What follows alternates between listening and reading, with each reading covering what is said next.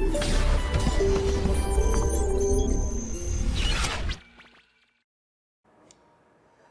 Morning students. Today's chapter is permutation and combination. Hindi में अपन इसको कहते हैं क्रमचय तथा संचय। और ये बहुत ही ज़्यादा लॉजिकल चैप्टर होता है, फॉर्मूला बेस्ड बिल्कुल नहीं होता, प्योर लॉजिक बेस्ड चैप्टर है। इस चैप्टर में हम लोग गणना करते हैं, काउंटिंग करते हैं नंबर ऑफ वेज की, तरीकों की। आइए सबसे पहले हम इसके नाम का मतलब समझते हैं। परम्यूटेशन आपको दिख रहा है यानी कि क्रमचय। इसका मतलब सीधे सीधे शब्दों में व्यवस्था होती है। क्या होती है? व्यवस्था, जिसको इंग्लिश में अपन बोलते हैं अरेंजमेंट। ठीक है। जबकि कॉम्बिनेशन का मतलब है इकट्ठा करना, कलेक्शन करना। ठीक है,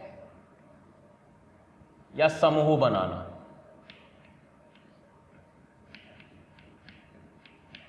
इंग्लिश में अपन बोल सकते हैं कलेक्शन या ग्रुपिंग।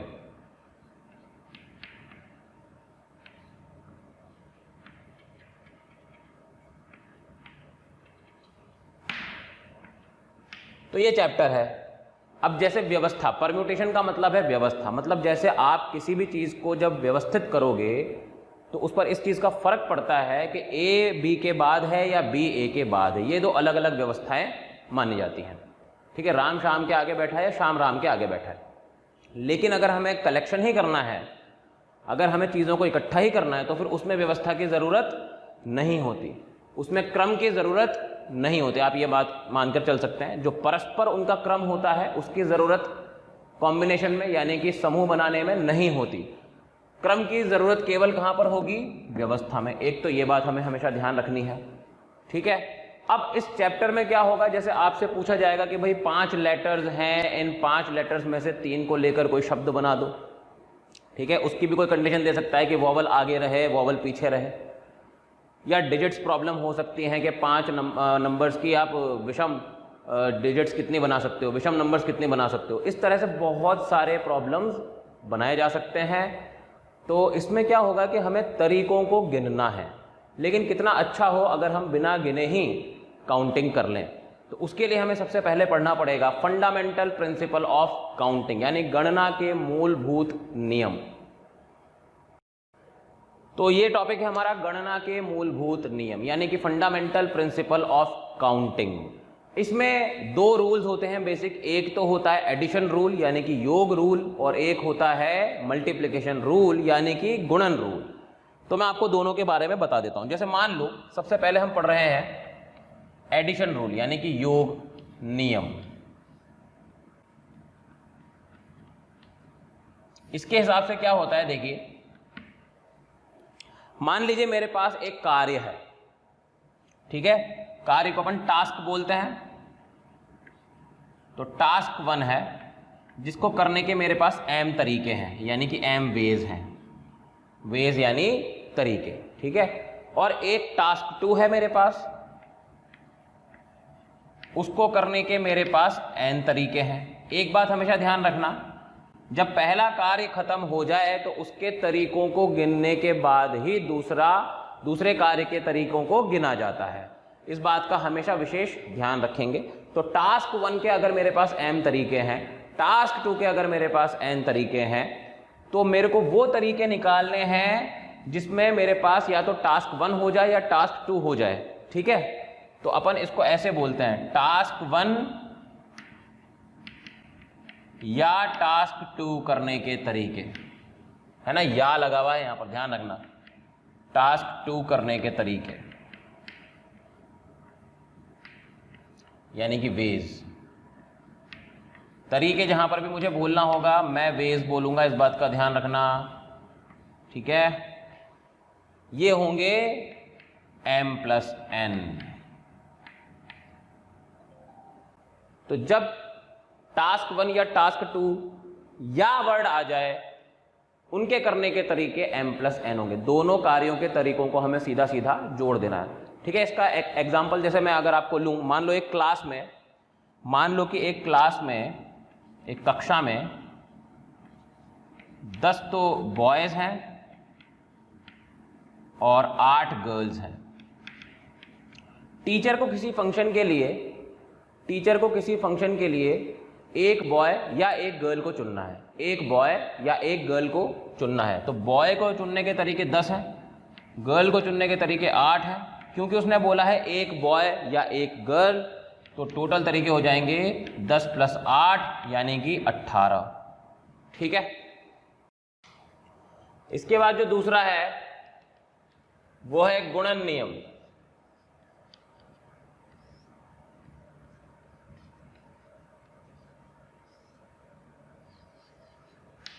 गुणन नियम क्या है वो देखिए।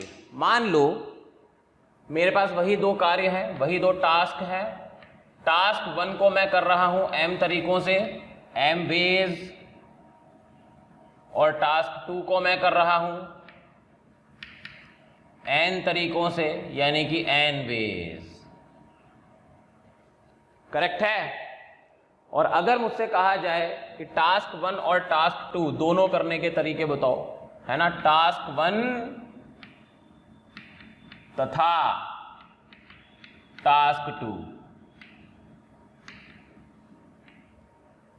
ठीक है, ये दोनों कार्य अगर साथ में हो, मतलब टास्क 1 और टास्क 2 दोनों साथ में ही हो, एक ही साथ घटित हो, उसके तरीके कितने होंगे? तो उसके तरीके होंगे m × n। ये होता है आपका गुणन नियम। इसका एग्जाम्पल क्या हो सकता है? मान लीजिए मैंने जैसा कि एग्जाम्पल लिया था, किसी क्लास में 10 तो बॉयज़ हैं, 8 गर्ल्स हैं। टीचर को किसी फंक्शन के लिए एक बॉय तथा एक गर्ल चाहिए, मतलब दोनों कार्य साथ में होने चाहिए। तो 10 बॉयज़ के तरीके हैं 10, 8 गर्ल्स के चुनने के तरीके हैं 8। हमें एक बॉय तथा एक गर्ल चाहिए, तो 10 × 8, वो कितने तरीकों से कॉम्बिनेशन बैठ सकता है? 80। भाई एक बॉय और एक गर्ल लेना है, ठीक है, तो वो कितने तरीकों से चुने जा सकते हैं? वो 80 तरीकों से चुने जा सकते हैं। ठीक है। तो ये थे आपके फंडामेंटल प्रिंसिपल ऑफ काउंटिंग। अब इस पर बेस्ड कुछ बहुत ही बेसिक क्वेश्चंस मैं आपको करवाऊंगा, ठीक है, जिससे आपको एक्चुअली अंडरस्टैंडिंग बनेगी परम्यूटेशन एंड कॉम्बिनेशन में। और जैसे जैसे हम चैप्टर में प्रोग्रेस करते चले जाएंगे लेक्चर बाय लेक्चर, आप परम्यूटेशन के और ज़्यादा करीब आते जाओगे। तो पहला क्वेश्चन जो मैं ले रहा हूँ वो देखिए आप। पहला क्वेश्चन,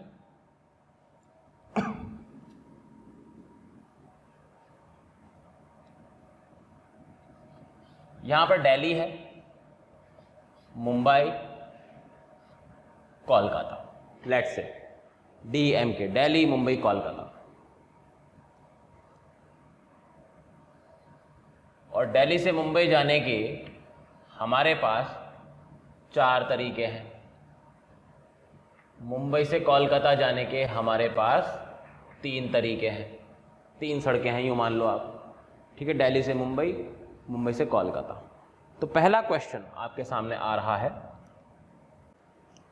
कि कितने तरीकों से एक व्यक्ति दिल्ली से मुंबई और फिर मुंबई से कोलकाता जा सकता है। कितने तरीकों से एक व्यक्ति दिल्ली से मुंबई और मुंबई से कोलकाता जा सकता है। तो आप देख सकते हैं दिल्ली से मुंबई जाने के तो उसके पास 4 तरीके हैं और मुंबई से कोलकाता जाने के उसके पास 3 तरीके हैं, क्योंकि उसे दोनों ही काम करना है, दिल्ली से मुंबई और मुंबई से कोलकाता। तो उसका आंसर हो जाएगा 4 × 3 दैट इज 12। ठीक है। फिर आते हैं हम सेकंड वाले पे। कितने तरीकों से एक व्यक्ति दिल्ली से कोलकाता और कोलकाता से वापस दिल्ली जाएगा, मतलब लूप की जर्नी करनी है उसे, दिल्ली से निकलकर मुंबई, मुंबई से कोलकाता, फिर कोलकाता से मुंबई और मुंबई से वापस से दिल्ली, ऐसे लूप जर्नी करनी है, क्लोज जर्नी करनी है। तो उसके लिए क्या होगा, देखो दिल्ली से, इसको ऐसे समझो, दिल्ली से मुंबई जाएगा पहले वो, फिर मुंबई से कोलकाता, फिर कोलकाता से मुंबई और फिर मुंबई से दिल्ली, इसी तरीके से चलेगा भाई।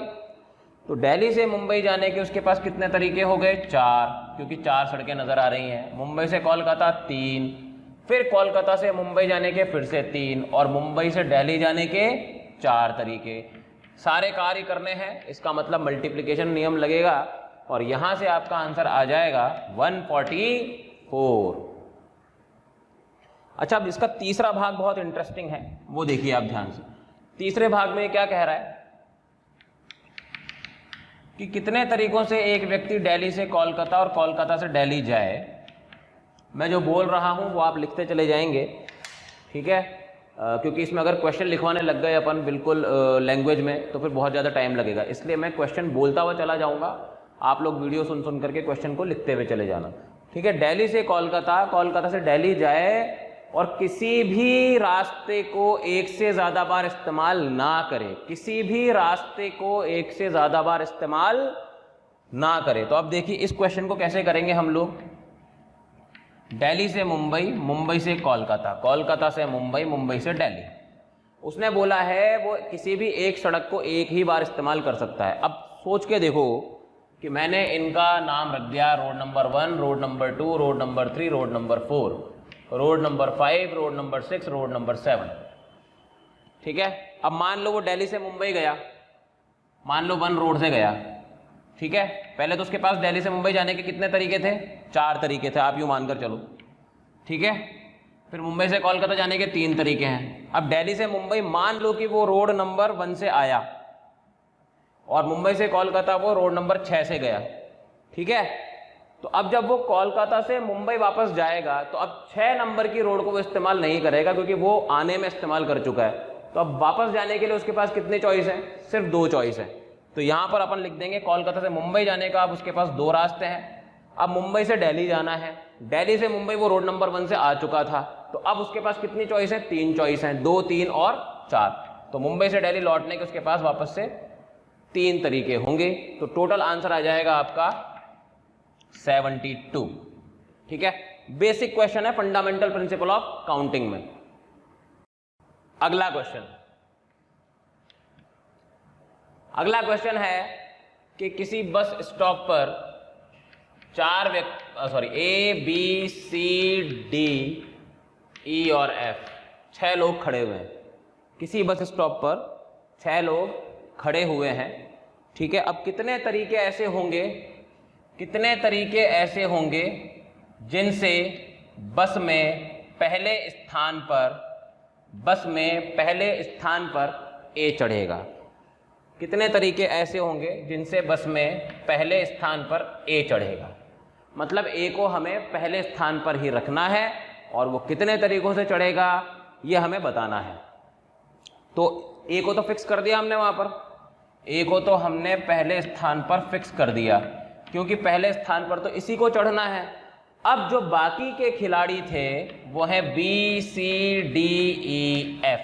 तो एक क्रम तो ये हो जाएगा कि ए के बाद बी चढ़े, बी के बाद सी चढ़े, सी के बाद डी चढ़े, डी के बाद ई और ई के बाद एफ। हो सकता है एक क्रम ऐसा हो जाए C B D E F, यानी कि बी और सी आपस में अपनी जगह चेंज कर लें। ये भी एक नई व्यवस्था हो गई ए के पहले चढ़ने के लिए। तो इस तरीके से कितनी व्यवस्थाएं हो सकती हैं, तो उसको मैं आपको सॉल्व करने का तरीका बताता हूँ।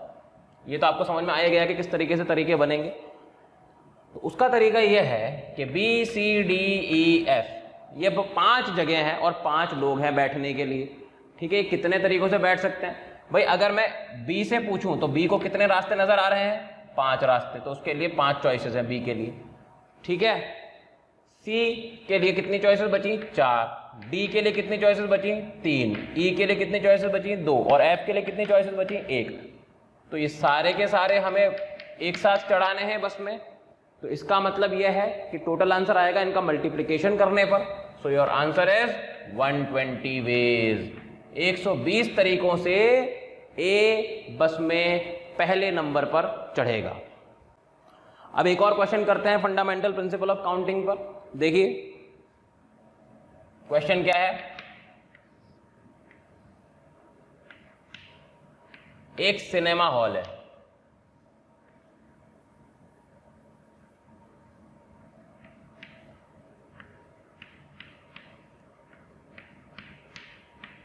मान लो कि ये एक सिनेमा हॉल है। इस सिनेमा हॉल में आप देख सकते हो गेट नंबर 1 है, गेट नंबर 2 है, गेट नंबर 3 है, गेट नंबर 4 है और गेट नंबर 5 है। एक सिनेमा हॉल में 5 गेट्स हैं जैसा कि आपको दिख रहा है इसकी फिगर में, G1, G2, G3, G4, G5। कितने तरीकों से एक व्यक्ति, थैंक यू वेरी मच इतना प्यार देने के लिए। हज़ारों बच्चे हमारे वीडियोस देख रहे हैं और लाभान्वित हो रहे हैं। हम रिक्वेस्ट करते हैं कि डिस्क्रिप्शन में जो लिंक दिए गए हैं आप उन पर क्लिक करें और अपना एनरोलमेंट सुनिश्चित करें। जिन बच्चों को डाउट सॉल्विंग और स्टडी मटेरियल चाहिए वो भी उस लिंक पर क्लिक करके प्रीमियम कोर्स के लिए रजिस्टर कर सकते हैं। इस सिनेमा हॉल में एंटर और एग्जिट कर सकता है। कितने तरीकों से एक व्यक्ति इस सिनेमा हॉल में एंटर और एग्जिट कर सकता है? तो आप देख सकते हो कि अगर वो एंट्री करना चाहता है, तो एंटर होने के 5 तरीके हैं, क्योंकि 5 गेट हैं। ठीक है। अगर वो एग्जिट करना चाहता है, एग्जिट करने के भी 5 तरीके हैं। उसने बोला है क्वेश्चन में एंटर एंड एग्जिट करना है, एंड लगा हुआ है, मतलब कि उसको एंट्री भी करनी है तथा एग्जिट भी करनी है, बाहर भी निकलना है। तो दोनों कार्य साइमल्टेनियसली करने हैं, एक साथ करने हैं। तो टोटल तरीके हो जाएंगे 5 गुना 5 यानी कि 25। करेक्ट है। अच्छा, अब इसी क्वेश्चन में एक और पार्ट दिया हुआ होता, मान लो इसी क्वेश्चन में अगर एक और पार्ट दिया हुआ होता कि वही व्यक्ति जिस गेट से एंट्री करे उसी गेट से बाहर ना आए, जिस गेट से एंट्री करे उसी गेट से बाहर ना आए। तो मान लो कि उसने जीवन से एंट्री करी, है ना भाई। पहले तो उसके पास जब वो एंट्री करना चाह रहा था तो कितनी चॉइसेस थी? एंट्री करने के उसके पास 5 चॉइसेस थी। और मान लो उसने जीवन से एंट्री मारी, अब वो जीवन को एग्जिट के लिए इस्तेमाल नहीं कर सकता। तो इसका मतलब एग्जिट के लिए अब उसके पास कितने रास्ते बचे? केवल 4 रास्ते बचे। तो क्योंकि उसको दोनों काम करने हैं, एंट्री भी और एग्जिट भी, तो उसका आंसर हो जाएगा 5 × 4 यानी कि 20। क्लियर। अगला क्वेश्चन देखिए, बेसिक सा क्वेश्चन है।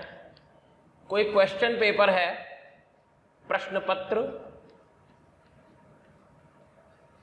उसमें 10 क्वेश्चंस हैं, किसके? ट्रू और फॉल्स के। किसी प्रश्न पत्र में 10 क्वेश्चंस ट्रू और फॉल्स के हैं। तो पहला पार्ट है उत्तरमाला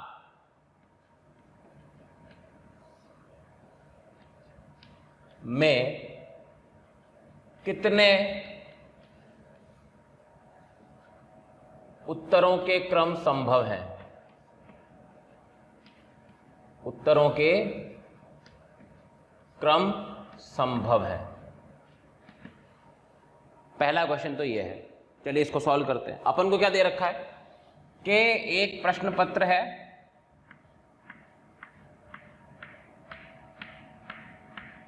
उसमें 10 ट्रू फॉल्स के क्वेश्चंस हैं, ये आ गए। अब ट्रू फॉल्स के क्वेश्चंस हैं, है ना, ये क्वेश्चन नंबर 1 2 3 4 5 6 7 8 9 10 हो गए। 10 ट्रू फॉल्स के क्वेश्चंस हैं।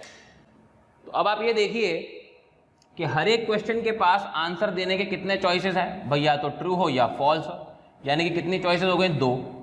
इसमें भी कितनी है? 2। इसमें भी कितनी है? 2। और अंत में भी कितनी है? 2। तो टोटल चॉइसेस कितनी हो गई? देखो 2 × 2 × कितनी बार? 10 टाइम्स। यानी कि आपका पहले क्वेश्चन का आंसर है 2 की पावर 10, 1024 उत्तर माला में उत्तरों के क्रम संभव हैं। ठीक है। अब इसका मतलब क्या है पहले तो आप ये समझो। जैसे मान लो मेरे पास 3 ही क्वेश्चन होते हैं ट्रू फॉल्स के और मुझे उत्तरमाला बनानी होती, तो मैं किस तरीके से बनाता? मान लो मैंने ट्रू ट्रू ट्रू ले लिए, या मान लो मैंने ट्रू फॉल्स ट्रू ले लिए, या मैंने फॉल्स फॉल्स फॉल्स ले लिए, या मैंने फॉल्स ट्रू फॉल्स ले लिए। इस तरीके से मुझे सोचना है कि कितने क्रम संभव हैं आंसर देने के। तो वो है ये 2 की पावर 10। समझ में आया? अब मान लो एक और क्वेश्चन अपन इसमें दें, सेकंड क्वेश्चन, उत्तरमाला में उत्तरों के गलत क्रमों की संख्या, मतलब कितने क्रम, कितने सीक्वेंस जो हैं वो गलत हैं। तो डेफिनेटली 2 की पावर 10 टोटल थे, उसमें से सही तो केवल एक ही रहा होगा। भाई टीचर के पास जो सीक्वेंस है वो सही है, उसके अलावा बाकी सारे गलत हैं। तो सही वाले को माइनस कर दिया तो आपके पास आंसर आ गया 1023, यानी कि 1023 सीक्वेंसेस जो हैं वो गलत होंगे। बेसिक चीज। अगला क्वेश्चन है देखिए अगला क्वेश्चन, अगले क्वेश्चन में ये कहा गया है कि किसी शहर में 5 होटल्स हैं, किसी शहर में 5 होटल्स हैं, ठीक है। अब उसमें 4 टूरिस्ट्स आते हैं जो हैं ए, बी, सी और डी। 4 यात्री हैं और 5 होटल्स हैं। कितने तरीकों से इन 5 में से 4 होटल्स ये 4 यात्री को मिल सकते हैं, ये आपका क्वेश्चन है। तो देखो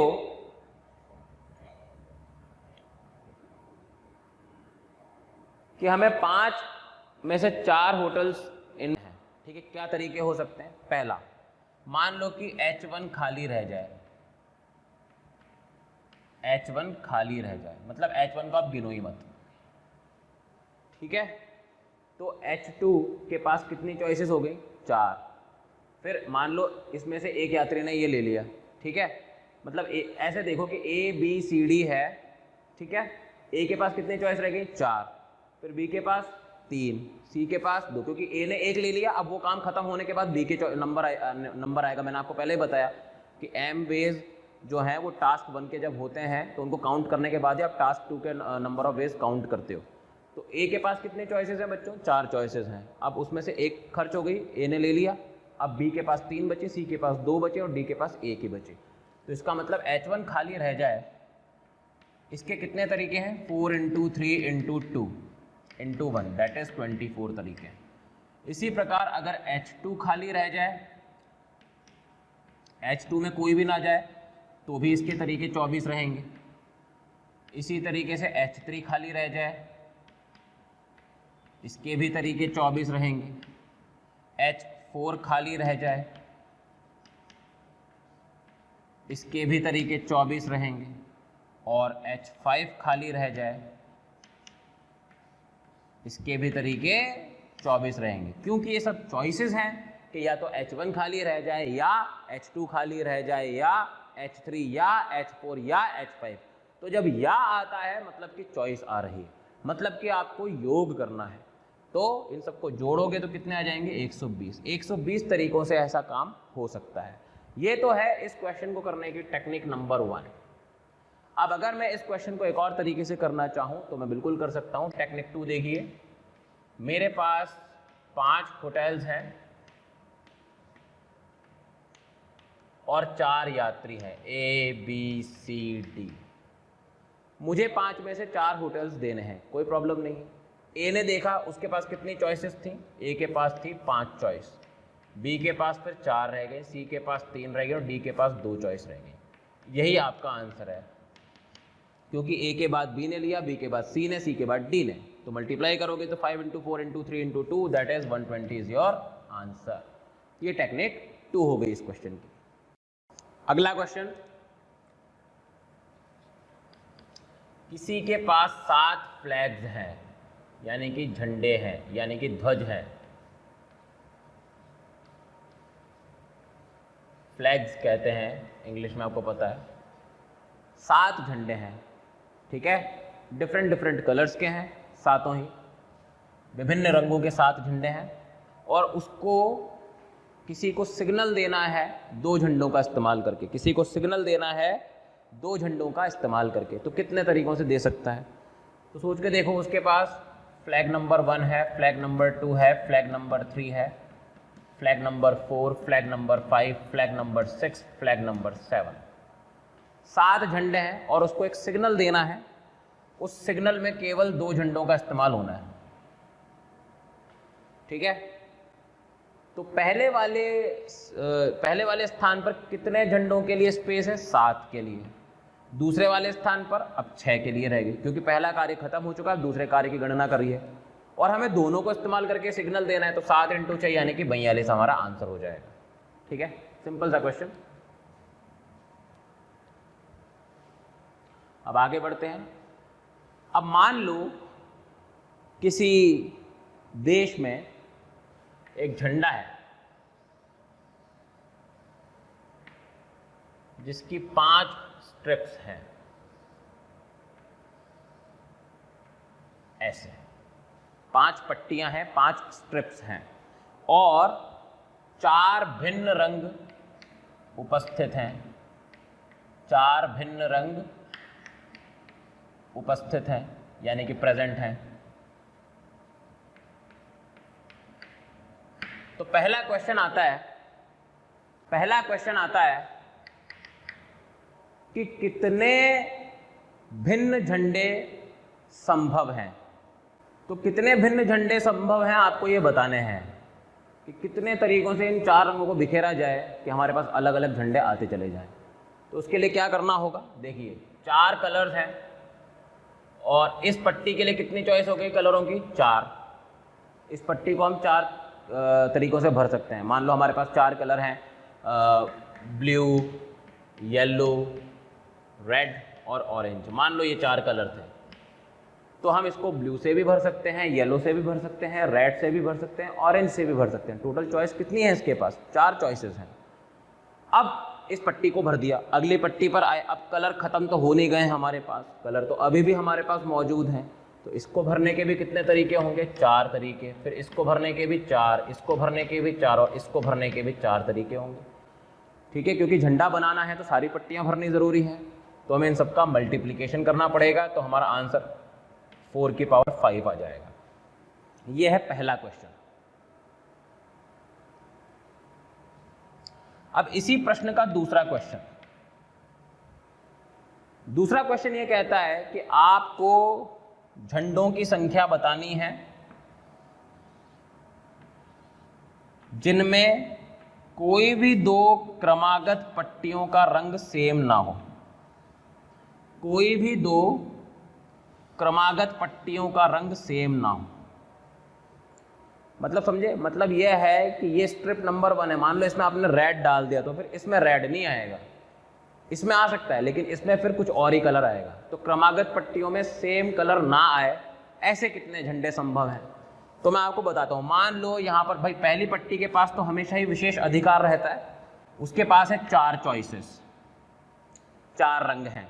अब मान लो मैंने ब्लू रंग इसमें भर दिया, तो अब ब्लू इसमें नहीं आ सकता सेकंड स्ट्रिप में। सेकंड स्ट्रिप में इन तीनों में से कोई भी रंग आ सकता है, तो इसके तरीके हो गए 3। अब मान लो मैंने येलो भर दिया, इस पे येलो भर दिया है ना। मान लो इसमें मैंने ब्लू भरा, इसमें मैंने येलो भर दिया। अब अगले वाले के लिए मेरे पास कितनी चॉइस है, येलो को छोड़ के मेरे पास बाकी सारी चॉइसेस है, मतलब फिर से 3 चॉइस है ना। तो ये 3 चॉइस आ गई, फिर इसमें वापस 3 चॉइस आ गई और फिर इसमें भी वापस 3 चॉइस आ गई। क्योंकि हमें झंडा बनाना है, सारी पट्टियों को भरना ज़रूरी है, तो इसका मतलब हमारा आंसर जो है वो हो जाएगा 4 × 3 की पावर 4। क्लियर है। अगला क्वेश्चन देखिए। नेक्स्ट क्वेश्चन है, एक वर्ड है डॉटर, DAUGHTER।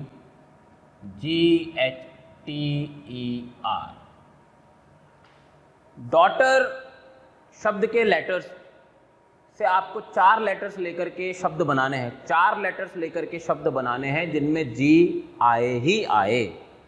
समझे, डॉटर शब्द के लेटर्स में से 4 लेटर्स का शब्द आपको बनाना है जिसमें जी आना अनिवार्य है। ये क्वेश्चन है। तो देखिए इसको करने का तरीका नंबर 1,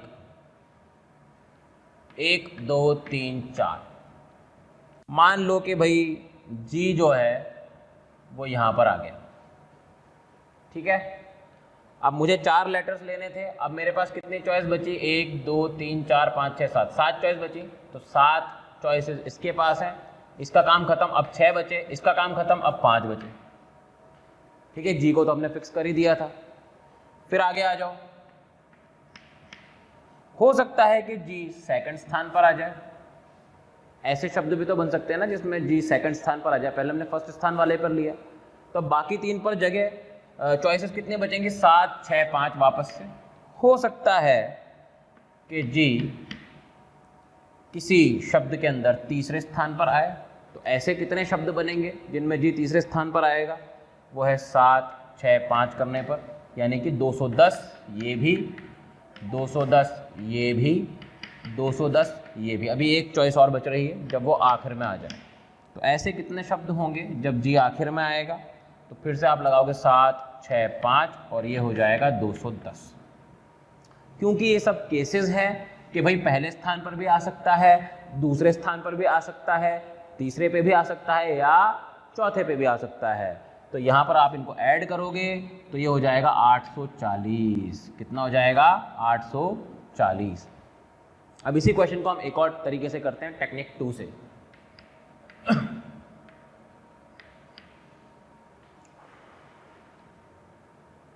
टेक्निक 2 में हम क्या करते हैं, जो टोटल शब्द बनेंगे उसमें से वो माइनस कर देते हैं जिनमें जी ना हो, जिनमें जी ना हो। मतलब टोटल शब्द में से अपन वो माइनस कर देंगे जिनमें जी ना हो। टोटल शब्द कितने बन सकते हैं? 4 लेटर्स के, सोचो।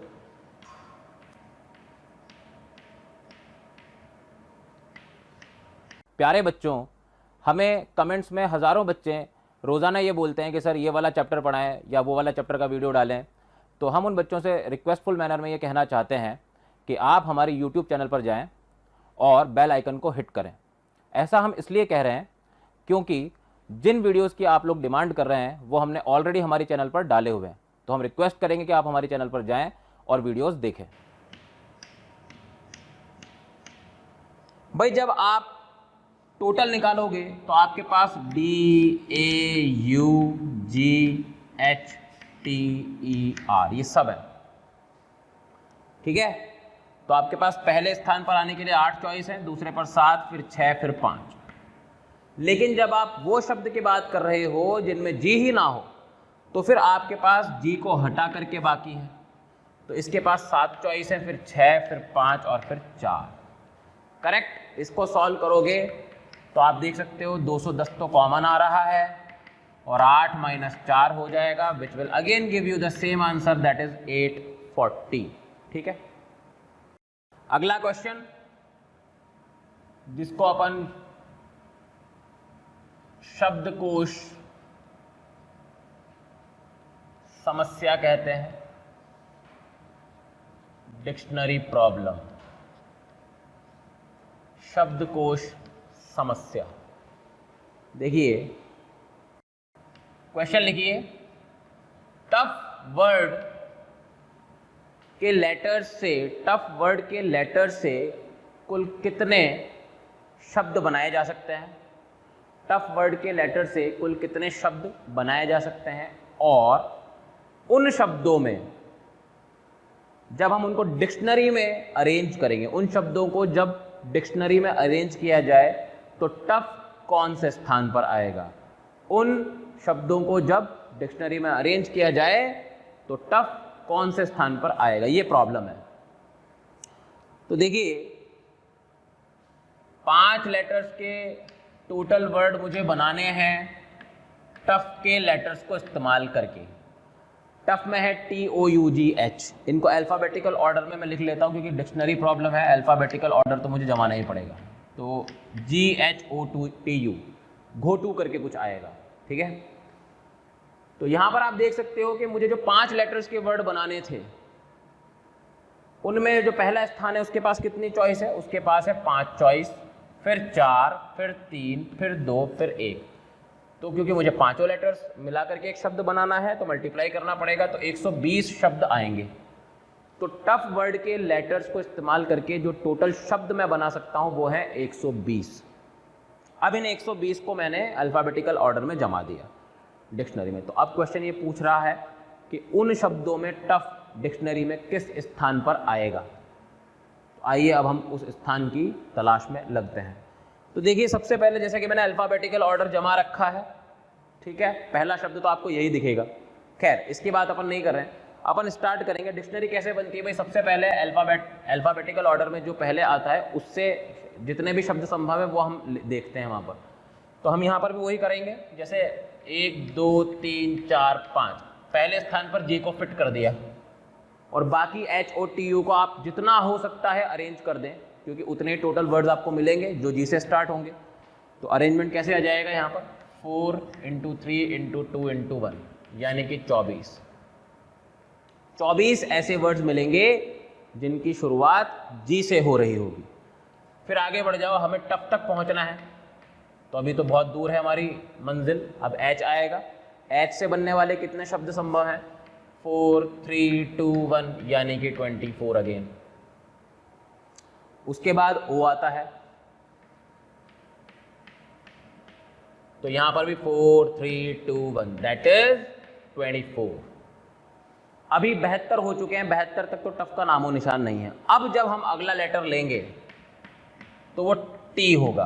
अब सावधान हो जाइए, अब अगर आपने इस जगह पर बाकी चारों को नचा दिया, मतलब टी के अलावा जो बचे हैं जी एच ओ यू, अगर उनको आपने अरेंज कर दिया तो 24 इसमें भी बनेगा, और उन्हीं 24 शब्दों में कहीं ना कहीं टफ बन करके निकल जाएगा आपके हाथ से।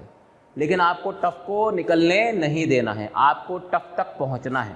तो उसके लिए आप क्या कीजिए, एक लेटर को और फिक्स कीजिए ताकि ये श्योर हो जाए कि टफ बन करके नहीं निकलेगा।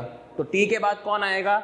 जी आएगा, क्योंकि अल्फाबेटिकल ऑर्डर में पहले जी आया है। तो अब बचे आपके पास 3 चॉइसेस। अब डेफिनेटली ये बात समझ में आ जाएगी आपको कि टी के बाद अगर जी आएगा तो टफ तो बन करके नहीं ही निकलेगा। टफ के लिए तो टी के बाद ओ चाहिए, ओ के बाद यू चाहिए, इस तरीके से। तो टी के बाद अगर जी आएगा तो डेफिनेटली टफ तो नहीं बनेगा। तो 72 + 6 78, 78 नंबर तक भी टफ नहीं आया है। फिर आगे बढ़ते हैं। अब जी के बाद सेकंड प्रायोरिटी किसको मिलेगी? एच को। टी के बाद एच आएगा, तब भी ये बात एश्योर हो जाती है कि टफ तो नहीं बनेगा। तो फिर से हमारे पास कितने चॉइसेस हैं? 3 2 1 यानी कि 6, यानी कि 84 नंबर तक भी मेरे पास टफ नहीं बन करके आया है। अब एच के बाद कौन आएगा साहब? ओ आएगा। अब फिर से सावधान हो जाओ, अब अगर आपने बाकी 3 को अरेंज कर दिया, बाकी 3 में कौन बचे हैं? यू, जी और एच, तो फिर से टफ बन करके निकल जाएगा। हमें टफ तक पहुंचना है, तो इसके बाद ओ के बाद फिर कौन आएगा? एक और को फिक्स करो, जी आएगा। टी ओ के बाद जी आएगा, तो ये बात कंफर्म हो जाएगी कि टफ तो नहीं बनेगा। तो यहाँ पर 2 चॉइस, यहाँ पर 1 चॉइस, ये हो जाएगी 2, करेक्ट। उसके बाद आगे बढ़ते हैं। अब एच के बाद, जी के बाद कौन आएगा? एच आएगा। फिर से 2 चॉइसेस, यहां तक 84 हो गया था, ये 86 और ये 88। अब कौन आएगा एच के बाद? एच के बाद आएगा भाई टी ओ तो पहले ही हो चुके, तो अब यू ही बचा, और यू के बाद जी आएगा और जी के बाद एच आएगा। तो यहां पर आपको टफ मिल जाएगा अपने आप। कौन से स्थान पर मिला ये आपको मिला 89th स्थान पर। तो इसकी रैंक होगी 89। उन 120 शब्दों में डिक्शनरी के अंदर टफ वर्ड आपको 89th नंबर पर मिलेगा। एक और डिक्शनरी प्रॉब्लम करते हैं। जो हमने टफ के साथ किया वही काम अब हम नाइफ के साथ करेंगे। मतलब नाइफ लेटर से बनने वाले तमाम 5 शब्दों के अक्षरों की संख्या, 5 अक्षरों के शब्दों की संख्या आपको बतानी है, और उसके बाद जब आप उनको अरेंज कर लोगे डिक्शनरी में तो नाइफ कौन से स्थान पर आएगा आपको ये भी बताना है।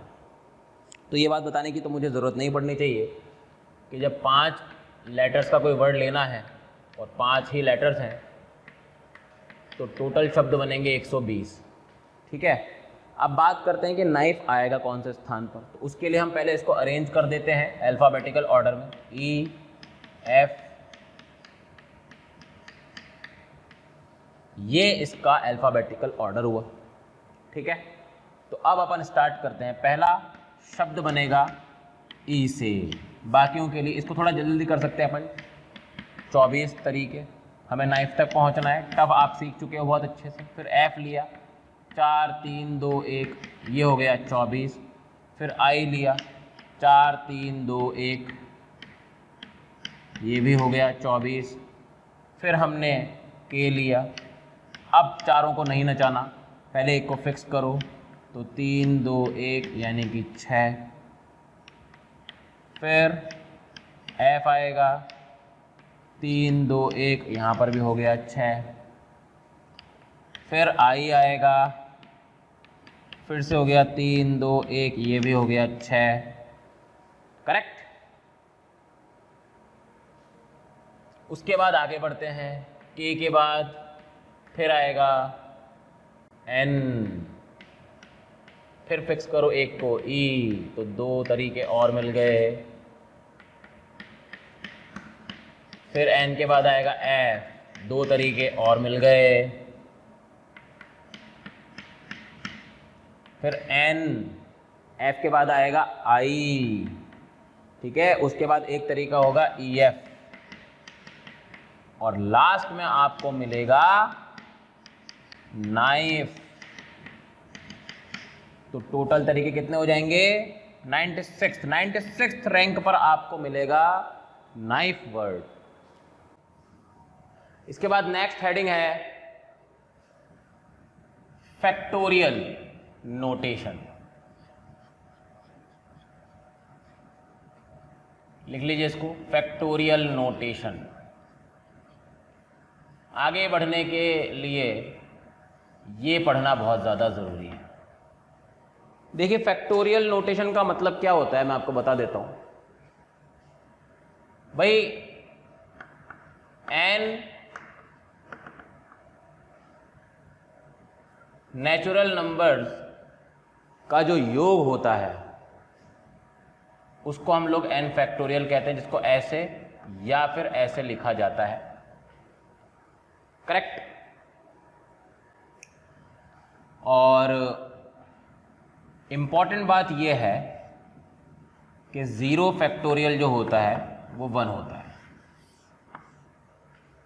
ये कैसे आया होगा मैं आपको बता देता हूं। देखिए अपने को पता है कि n फैक्टोरियल का मतलब क्या होता है, 1 into 2 into 3 into 4 into 5 till n minus 1 into n, यही होता है, करेक्ट है। तो जो n फैक्टोरियल होगा, क्या मैं यहां से लेकर यहां तक की चीज को n माइनस 1 फैक्टोरियल लिख सकता हूं? बिल्कुल लिख सकते हैं। तो ये हो जाएगा n minus 1 factorial into n। यहां से आप देख सकते हैं कि n माइनस 1 फैक्टोरियल की वैल्यू कितनी आ जाएगी भाई? ये आ जाएगी n फैक्टोरियल अपॉन n के बराबर, n फैक्टोरियल अपॉन n के बराबर। तो अब अगर आप n की वैल्यू को 1 रख दें, n की वैल्यू को 1 रख दें, तो 0 फैक्टोरियल बराबर 1 फैक्टोरियल बटे 1 यानी कि 1 आ जाएगा। यह है वो रिजल्ट जिसके बारे में मैं आपसे बात कर रहा था। पहली बात तो ये होगी। दूसरी बात कि जैसे मुझे किसी नंबर 6 को फैक्टोरियल में कन्वर्ट करना है, तो कैसे कर सकता हूं मैं? 6 के पहले कौन कौन से नंबर्स आएंगे? 1 इंटू 2 इंटू 3 इंटू 4 इंटू 5, तब जाकर ये फैक्टोरियल 6 लिखा जा सकेगा। तो इसको मैं मल्टीप्लाई और डिवाइड कर देता हूं, तो मैं इसको फैक्टोरियल नोटेशन में लिख सकता हूं, ऊपर 6 फैक्टोरियल, नीचे 5 फैक्टोरियल। तो 6 can be written as 6 factorial upon 5 factorial in factorial notation. अगला टॉपिक है क्रमचय तथा संचय की सार्थकता।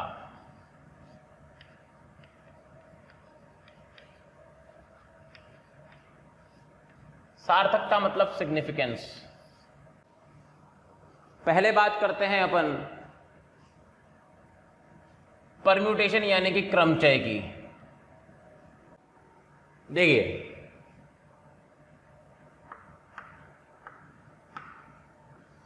क्रमचय का अर्थ है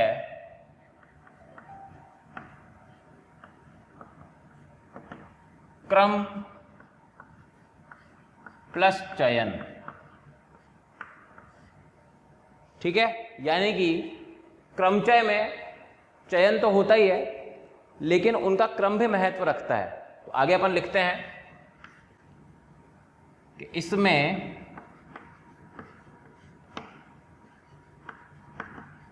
वस्तुओं के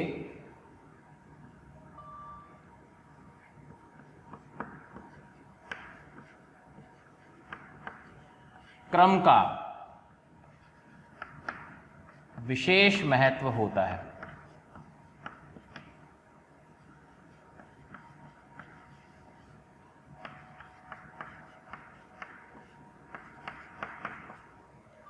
क्योंकि आप व्यवस्था कर रहे हो और व्यवस्था में क्रम बहुत मायने रखता है।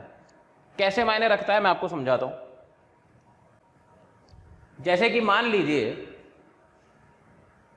हमारे पास 3 वस्तुएं हैं ए, बी और सी। हमें इन 3 में से 2 का क्रमचय करना है, ठीक है। 3 में से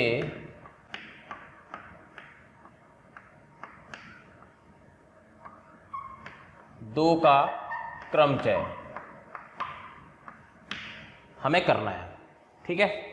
तो वो कैसे संभव है देखो भाई, या तो आप उसको ऐसे लिख लो कि आपने ए बी ले लिया, फिर आपने बी सी ले लिया, फिर आपने सी ए ले लिया। या ऐसा भी तो हो सकता है कि आपने बी ए ले लिया, सी बी ले लिया या ए सी ले लिया। कहने का मतलब यह है कि जब आप क्रमचय कर रहे हो तो ए बी और बी ए 2 अलग अलग चीजें हैं, क्योंकि एक में ए आगे है और एक में बी आगे है। तो इसका मतलब इन सबको अलग अलग गिना जाएगा, और जब अलग अलग मैं इन सबको काउंट करूंगा तो इसके 3 तरीके हो गए, इसके भी मेरे पास 3 तरीके हो गए, तो टोटल तरीके मेरे पास कितने हो गए? 6 तरीके। तो 6 तरीकों से मैं 3 वस्तुओं में से 2 का क्रमचय कर सकता हूं। करेक्ट है। अब अपन थ्योरम पढ़ लेते हैं। तो थ्योरम क्या है? थ्योरम यानी कि प्रमेय।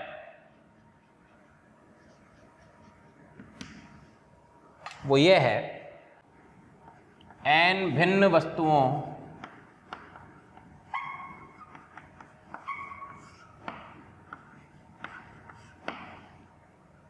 में से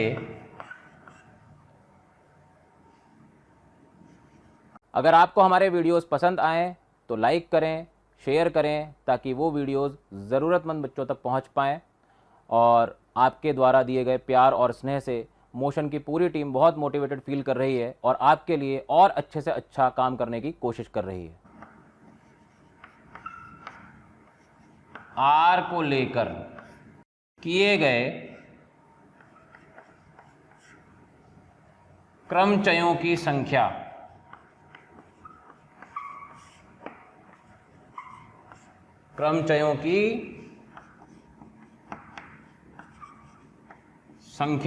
निम्न प्रकार होती है। निम्न प्रकार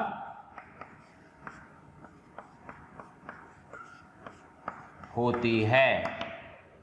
इसको हम लोग NPR कहते हैं या PN, R भी कहते हैं, ठीक है। और इसका फॉर्मूला होता है n फैक्टोरियल बटे n माइनस r फैक्टोरियल। ये एक इंपॉर्टेंट चीज हो गई, ठीक है। यहां पर कुछ इंपॉर्टेंट बातें मैं आपको बता देता हूं, जैसे कि NP0 अगर आप लिखोगे तो वो है n factorial upon n minus 0 factorial, यानी कि वो 1 के बराबर ही है, ठीक है। दूसरी इंपॉर्टेंट चीज, अगर आप NP1 निकालते हो तो n factorial upon n minus 1 factorial है, जिसको हम लिख सकते हैं जस्ट n। करेक्ट। इसके बाद आते हैं हम अगले पर। नेक्स्ट है सेकंड नंबर, संचय। संचय का मतलब क्या है? देखिए, संचय is a clear cut case of collection, यानी कि आपको सिर्फ चयन करना है, ठीक है।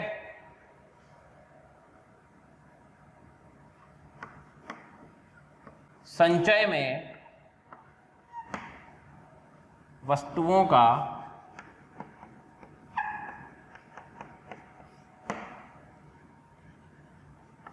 केवल चयन होता है। इसमें क्रम का कोई रोल नहीं होता। क्रम का कोई रोल नहीं होता।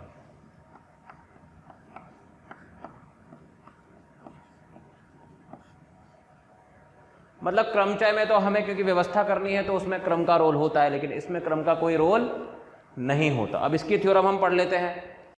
तो n भिन्न वस्तुओं में से r को लेकर किए गए संचयों की संख्या निम्न प्रकार होती है। ये थ्योरम मैंने लिखी है, इसका रिजल्ट है ये NCR, या इसको ऐसे भी लिखा जाता है C के अंदर n, R, ठीक है,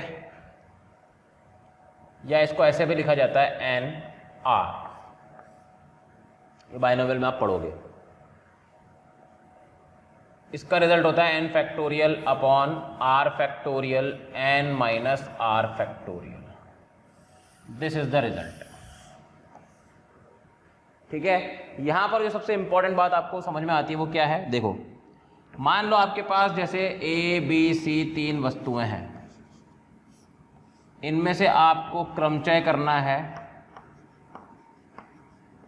3 में से 2 का। तो आपने देखा था 3 में से 2 का क्रमचय 6 आया था, रिजल्ट लगाओ 3p2, तो 6 ही आएगा। देखो 3p factorial upon 3 minus 2 factorial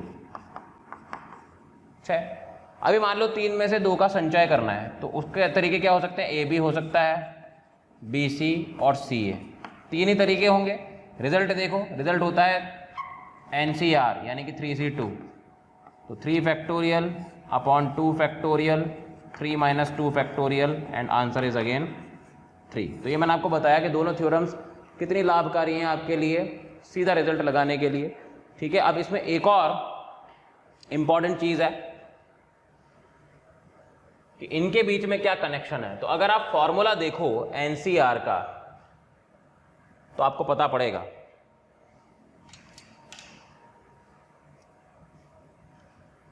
देखिए पहली चीज कि NCR जो है वो है n factorial upon r factorial n minus r factorial, correct. और आपको बहुत अच्छे से पता है कि ये जो इतना हिस्सा है ये क्या होता है, ये जो इतना हिस्सा है इसको हम लोग NPR कहते हैं upon r factorial, correct, NPR upon r factorial. तो यहां से आपको मिलता है NPR बराबर NCR into r factorial, NPR बराबर NCR इंटू r फैक्टोरियल। ये आपको बहुत इंपॉर्टेंट रिश्ता मिल गया। It is the relation between permutation and combination. कई बच्चे कंफ्यूज रहते हैं कि सर हम कॉम्बिनेशन से करें या परम्यूटेशन से करें, NPR इस्तेमाल करें या NCR इस्तेमाल करें। तो मैं आपसे यही कहूँगा कि आप हमेशा NCR ही इस्तेमाल करें, ठीक है। क्यों? क्योंकि उसमें कन्फ्यूजन बिल्कुल नहीं है, क्योंकि कई बच्चे इसी चीज़ में कंफ्यूज रहते हैं कि हमें व्यवस्था करनी है यहाँ पर या चयन करना है, ये पता ही नहीं पड़ता। तो वो आपको प्रैक्टिस से आएगा, उसके बारे में तो कोई बात ही नहीं है, लेकिन तरीका एक ही रखे, है ना। अगर आप NPR और NCR दोनों पर काम करोगे तो हो सकता है थोड़ी मुश्किल हो जाए। मैं ये नहीं कहता कि आपको नहीं आएगा, लेकिन हो सकता है थोड़ी मुश्किल हो जाए, इसलिए एक ही रास्ता पकड़ कर चलो। भाई इसमें क्या है, पहले चयन हो गया, बाद में व्यवस्था हो गई, तो वो NPR के बराबर हो गया। तो यूजुअली ये बहुत ज़्यादा कंफर्टेबल लगता है मुझे, ठीक है। बाकी आपकी इच्छा है आप कैसे करते हो। इसके बाद एक और रिजल्ट अपन पढ़ लेते हैं कि NC0 जो होगा, देखिए formula n factorial upon 0 factorial n minus 0 factorial, ये 1 के बराबर होगा। और इतना ही नहीं, जो NCN होता है वो n factorial upon n factorial और n minus n factorial that is 0 factorial, ये भी 1 होता है। कहने का मतलब ये हुआ कि NC0 बराबर NCN आ रहा है। इसका मतलब आप समझे, हम एक रिजल्ट बना सकते हैं यहां से, कैसे वो देखिएगा कि हम NC0 बराबर NCN को लिख सकते हैं NCN माइनस 0। तो यहां से एक जनरल रिजल्ट मिलेगा NCR बराबर NCN minus R। Very important result, ठीक है। इसके अलावा एक और चीज़ मैं लिखना चाहूँगा यहाँ पर कि जो NC1 होता है वो n factorial upon 1 factorial n minus 1 factorial, यानी कि n फैक्टोरियल यहाँ पर लिख सकते हो n into n minus 1 factorial upon n minus 1 factorial, cancel and your answer is n। Clear है? तो आज का लेक्चर अपन यहीं पर ख़त्म करते हैं। इसके बाद अपन नेक्स्ट लेक्चर में मिलेंगे जिसमें अपन NPR NCR पर बेस्ड बहुत सारी प्रॉब्लम्स करने वाले हैं, बहुत सारे रूल्स अपन को पता पड़ने वाले हैं। मैं क्वेश्चंस के साथ साथ ही आपको रूल्स लिखवाऊंगा, तो अगला लेक्चर बहुत ज़्यादा इंपॉर्टेंट होने वाला है। देखते रहिए आप ये वीडियोस, ठीक है? थैंक यू बच्चों। अगर आपको इस टॉपिक का वीडियो अच्छा लगा और आप पूरा चैप्टर पढ़ना चाहते हैं तो आज ही कॉल करें 1800 2121 799।